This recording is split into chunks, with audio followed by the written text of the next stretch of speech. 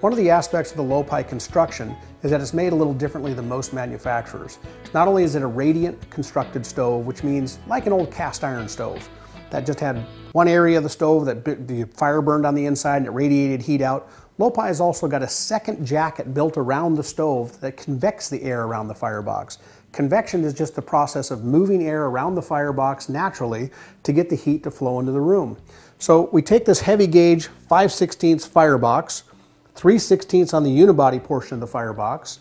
The unibody means face and sides are one piece of material. So we take one piece of material, kind of like a C shape, and we take a back bottom piece, put it together, then we weld the top on it. So this firebox is made out of only 3 pieces of steel.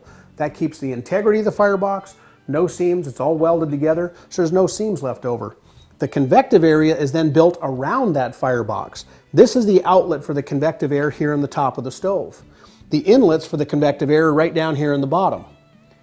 Air is basically, cool air is always down at your floor level. That's why your feet you feel the cold down at your feet.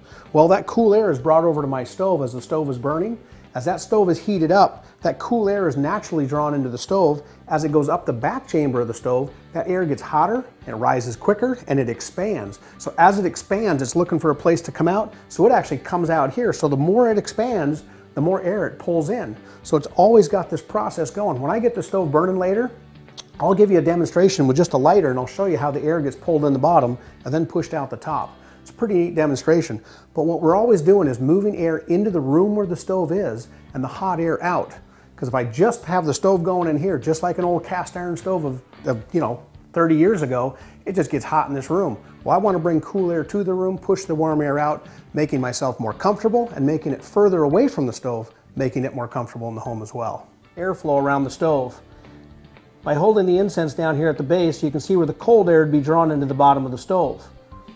Up here at the top, you'll see where the smoke is actually blown out and away from the top chamber. So the cold air is going in the bottom, hot air is going out to the top.